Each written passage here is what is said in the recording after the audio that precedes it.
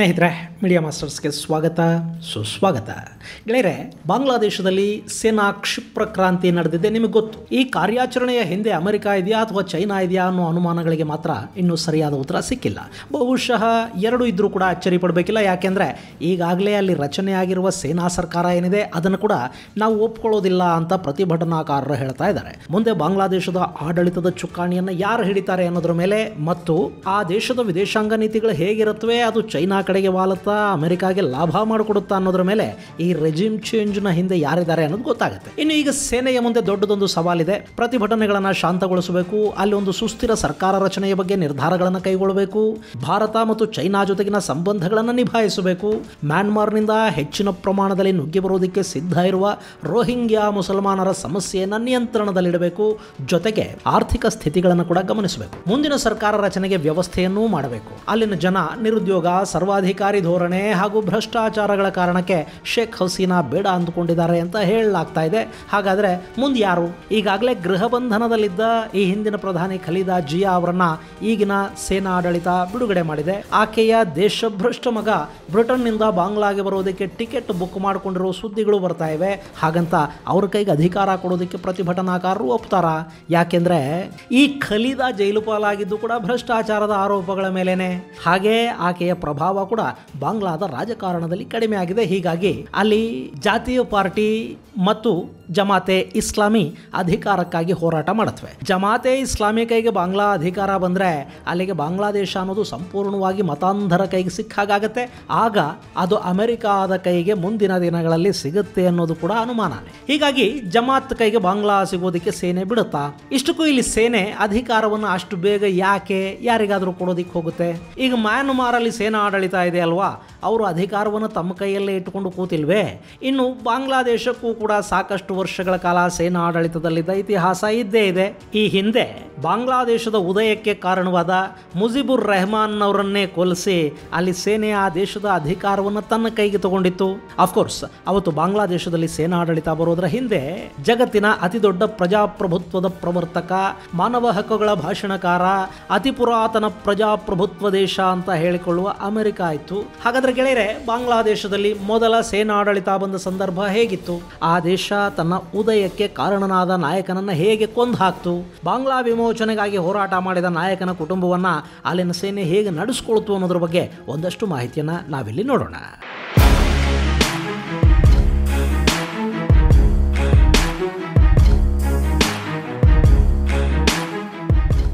ಗೆಳೆಯರೆ, ಅವ್ರು ಯಾಕೆ ಹಂಗೆ ಆಡ್ತಾರೋ ಗೊತ್ತಿಲ್ಲ. ಇವತ್ತು ಜಗತ್ತಿನ ಬಹುತೇಕ ಇಸ್ಲಾಮಿಕ್ ದೇಶಗಳು ಅಶಾಂತಿಯಿಂದ ನರಳ್ತಾ ಇವೆ. ಅಲ್ಲಿನ ಜನ ತಮ್ಮದೇ ಜನರ ಜೊತೆ ತಮ್ಮದೇ ದೇಶದಲ್ಲಿ ತಮ್ಮದೇ ಸರ್ಕಾರದ ಆಡಳಿತಗಳಲ್ಲಿ ಕೂಡ ಖುಷಿಯಾಗಿರೋದಕ್ಕೆ ಸಾಧ್ಯ ಆಗ್ತಾ ಇಲ್ಲ, ನೆಮ್ಮದಿಯಾಗಿ ಬದುಕ್ತಾ ಇಲ್ಲ. ಈ ಬಾಂಗ್ಲಾದೇಶನೇ ತಗೊಳ್ಳಿ, ಮತದ ಹೆಸರಲ್ಲಿ ಭಾರತದಿಂದ ಬೇರೆ ಆಗಬೇಕು ಅಂತ ಬಯಸ್ತು. ಭಾರತದ ಜೊತೆಗಿದ್ದಷ್ಟು ದಿನ ಇಲ್ಲಿನ ಹಿಂದೂಗಳ ಜೊತೆ ಮತ ಕಲಹಗಳಿದ್ವು. ಬೇರೆ ಆದ ಮೇಲೆ ಪಾಕಿಸ್ತಾನ ಅನ್ನೋ ಇಸ್ಲಾಮಿಕ್ ದೇಶದಲ್ಲಿ ಕೂಡ ಬಾಂಗ್ಲಾ ಸುಖವಾಗೇನಿರಲಿಲ್ಲ.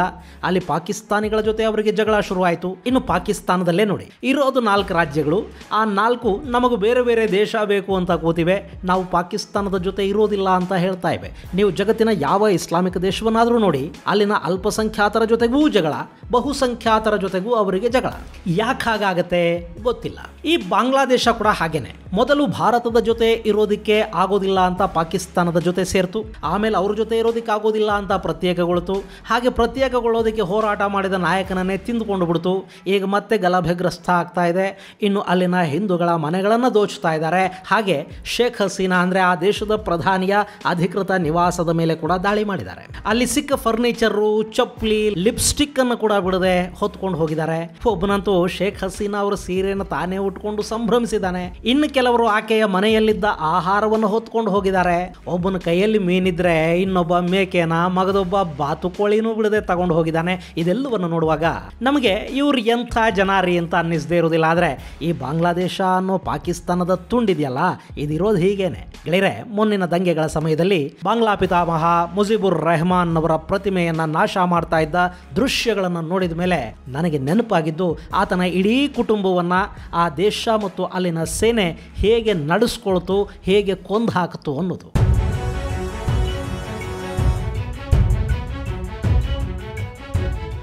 ಗೆಳೆಯರೆ, ಅದು ಆಗಸ್ಟ್ 15, 1975. ಭಾರತದಲ್ಲಿ ಸ್ವಾತಂತ್ರ್ಯೋತ್ಸವದ ಸಂಭ್ರಮ ಮನೆ ಮಾಡಿತ್ತು. ಭಾರತದ ಪ್ರಧಾನಿ ಇಂದಿರಾ ಗಾಂಧಿ ದೆಹಲಿಯ ಕೆಂಪುಗೋಡೆಯಲ್ಲಿ ಧ್ವಜಾರೋಹಣವನ್ನು ನೆರವೇರಿಸಬೇಕು ಅನ್ನೋಷ್ಟರಲ್ಲಿ ಪಕ್ಕದ ದೇಶದಿಂದ ಭಯಾನಕ ಸುದ್ದಿಯೊಂದು ಹೊರಬಿತ್ತು. ಬಾಂಗ್ಲಾದಲ್ಲಿ ಮಿಲಿಟರಿ ಕ್ಷಿಪ್ರ ಕ್ರಾಂತಿಯಾಗಿದೆ.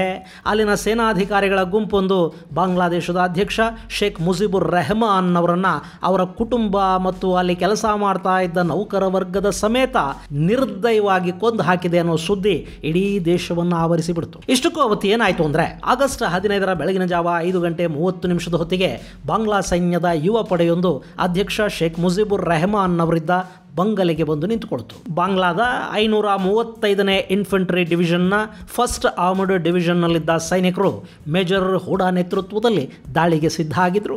ಹೀಗೆ ಬೆಳ್ಳಂಬೆಳಗ್ಗೆ ಮನೆಗೆ ಬಂದವರಿಗೆ ಮೊದಲು ಕಂಡಿದ್ದು ಶೇಖ್ ಮುಜಿಬುರ್ ರೆಹಮಾನ್ ಅವರ ಮಗ ಶೇಖ್ ಕಮಾಲ್. ಅಷ್ಟೇ, ಕಮಾಲ್ಗೆ ಅಲ್ಲಿ ಏನಾಗ್ತಾ ಇದೆ ಅನ್ನೋದು ಗೊತ್ತಾಗೋ ಹೊತ್ತಿಗೆ ಅವನನ್ನ ರಿಸೆಪ್ಷನ್ನಲ್ಲಿ ಗುಂಡಿಟ್ಟು ಕೊಂದುಬಿಟ್ರು. ಆನಂತರ ಮನೆಯ ಒಳಗೆ ಬಂದ ಹಂತಕ ಪಡೆ ಬಾಂಗ್ಲಾದೇಶದ ಅಧ್ಯಕ್ಷ ಶೇಖ್ ಮುಜಿಬುರ್ ರೆಹಮಾನ್ ಅವರನ್ನ ನೋಡ್ತು. ಅವರನ್ನ ಗನ್ ಪಾಯಿಂಟ್ ಅಲ್ಲಿ ಕೂರಿಸ್ಕೊಳ್ತು. ಅಲ್ಲಿ ಮುಜೀಬ್ಗೆ ರಾಷ್ಟ್ರಾಧ್ಯಕ್ಷನ ಸ್ಥಾನಕ್ಕೆ ರಾಜೀನಾಮೆ ಕೊಡುವಂತ ಒತ್ತಾಯ ಹಾಕಲಾಯಿತು. ಆದರೆ ಅವರು ಸೈನ್ಯದ ಮಾತನ್ನ ಕೇಳಲಿಲ್ಲ.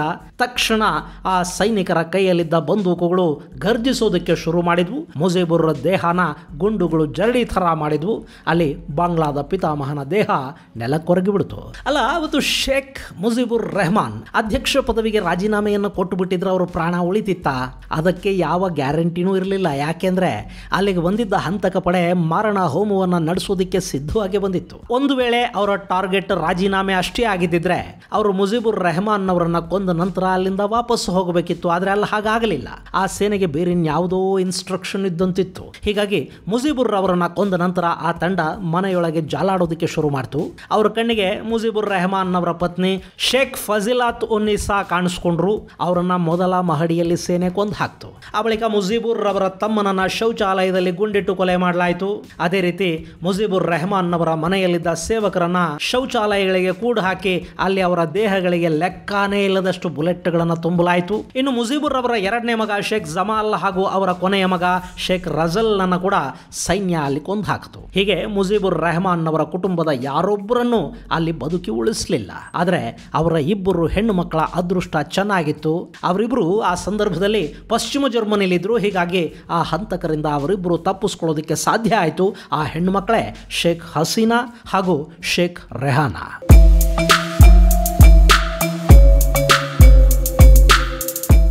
ಗೆಳೆಯರೆ, ಆವತ್ತು ಒಬ್ಬ ಹೋರಾಟಗಾರನನ್ನ, ರಾಷ್ಟ್ರೀಯ ಅಧ್ಯಕ್ಷನನ್ನ, ಬಾಂಗ್ಲಾದೇಶಕ್ಕೆ ಸ್ವಾತಂತ್ರ್ಯವನ್ನು ತಂದುಕೊಟ್ಟವನನ್ನ ಅಷ್ಟೊಂದು ನಿರ್ದಾಕ್ಷಿಣ್ಯವಾಗಿ ಕೊಂದು ಹಾಕಿದ್ದು ಯಾಕೆ ಅನ್ನೋ ಪ್ರಶ್ನೆ ಸಾಕಷ್ಟು ಜನರನ್ನ ಕಾಡ್ತಾ ಇತ್ತು.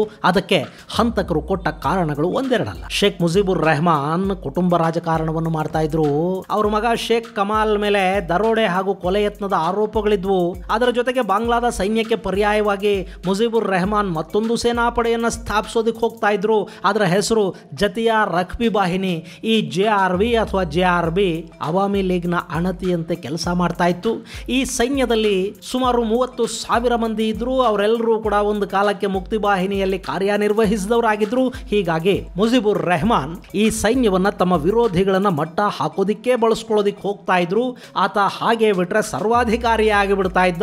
ಹೀಗಾಗಿ ಆತನನ್ನ ಕೊಲ್ಲಬೇಕಾಗುವಂತು ಅನ್ನೋ ಮಾತುಗಳಲ್ಲಿ ಕೇಳಿಬಂತು. ಅದರ ಜೊತೆಗೆ ಬಾಂಗ್ಲಾದಲ್ಲಿ ಕಮ್ಯುನಿಸ್ಟ್ ನಾಯಕರನ್ನ ಹತ್ಯೆ ಮಾಡಲಾದ ಪ್ರಕರಣಗಳು ಕೂಡ ಮುಜಿಬುರ್ ರೆಹಮಾನ್ ಅವರ ಕೊರಳಿಗೆ ಸೂತುಕೊಂಡವು. ಹಾಗೇನೆ ಮುಜಿಬುರ್ ರೆಹಮಾನ್ ಹಾಗೂ ಅವರ ಪಕ್ಷ ಬಾಂಗ್ಲಾದಲ್ಲಿನ ಎಲ್ಲ ಹಲ್ಲೆಗಳು, ಅತ್ಯಾಚಾರಗಳು, ಕೊಲೆಗಳಿಗೆ ಬೆನ್ನೆಲುಬಾಗಿ ನಿಂತುಕೊಂಡಿತ್ತು ಅನ್ನೋ ಕಾರಣಕ್ಕೆ ಬಾಂಗ್ಲಾ ಸೇನೆಯ ಮುಖ್ಯಸ್ಥರು ಮುಜಿಬುರ್ ಅವರನ್ನ ಪದಚ್ಯುತಗೊಳಿಸೋದಕ್ಕೆ ನಿರ್ಧರಿಸಿದ್ರು.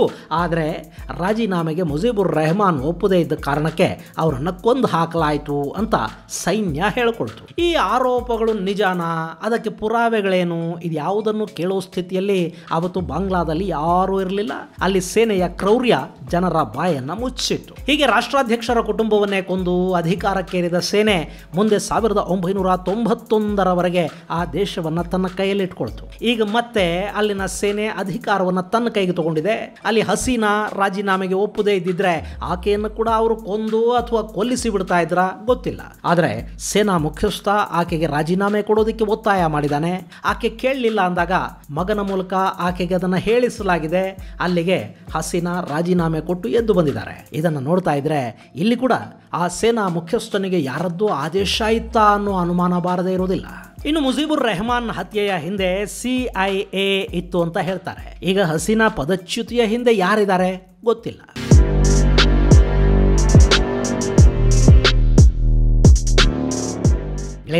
ಈ ರೀತಿಯ ಘಟನೆಗಳು ಕೇವಲ ಬಾಂಗ್ಲಾದೇಶದಲ್ಲಿ ಮಾತ್ರ ನಡೆಯುತ್ತವೆ ಅಂತಲ್ಲ, ಇದು ಪಾಕಿಸ್ತಾನದಲ್ಲಿ ಕೂಡ ಪದೇ ಪದೇ ನಡೆದು ಹೋಗಿದೆ. 1958ರಲ್ಲಿ ಪಾಕಿಸ್ತಾನದ ಅಧ್ಯಕ್ಷ ಇಸ್ಕಂದರ್ ಅಲಿ ಮಿರ್ಜಾನನ್ನ ಪದಚ್ಯುತಗೊಳಿಸಿ ಸೇನಾ ಮುಖ್ಯಸ್ಥ ಮೊಹಮ್ಮದ್ ಅಯೂಬ್ ಖಾನ್ ಅಧಿಕಾರವನ್ನು ತನ್ನ ಕೈಗೆ ತಗೊಂಡ. ಅದಾದ್ಮೇಲೆ 1978ರ ಸುಮಾರಿಗೆ ಪಾಕಿಸ್ತಾನದಲ್ಲಿ ಮತ್ತೊಂದು ಕ್ಷಿಪ್ರ ಮಿಲಿಟರಿ ಕ್ರಾಂತಿ ಆಯಿತು. ಜಿಯಾಉಲ್ ಹಕ್ ಪಾಕಿಸ್ತಾನದ ಪ್ರಧಾನಿಯಾಗಿದ್ದ ಜುಲ್ಫಿಕರ್ ಅಲಿ ಭುಟ್ಟೋ ಮೇಲೆ ಒಂದಷ್ಟು ಆರೋಪಗಳನ್ನು ಹೊರಿಸಿ ಭುಟ್ಟೋನ ಸೆರೆಮನೆಗೆ ತಳೆದ. ಅಷ್ಟೇ ಅಲ್ಲದೆ ಮಿಲಿಟರಿ ನ್ಯಾಯಾಲಯದಲ್ಲಿ ವಿಚಾರಣೆ ಮಾಡಿಸಿ ಪ್ರಧಾನಿಯನ್ನ ನೇಣಿಗೂ ಹಾಕಿಸ್ಬಿಟ್ಟ.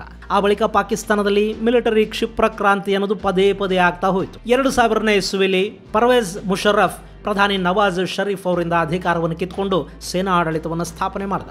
ಮಜಾ ಅಂದ್ರೆ ಈ ಮುಷರಫ್ನನ್ನ ಬಯಸಿ ಶರೀಫ್ ಸೇನಾ ಮುಖ್ಯಸ್ಥನನ್ನಾಗಿ ಮಾಡಿದ್ರು. ಇನ್ನು ಬಜ್ವಾ ಕೂಡ ಶರೀಫ್ ಅಧಿಕಾರ ಕಳ್ಕೊಳ್ಳೋದಕ್ಕೆ ಕಾರಣ ಆದ್ರು.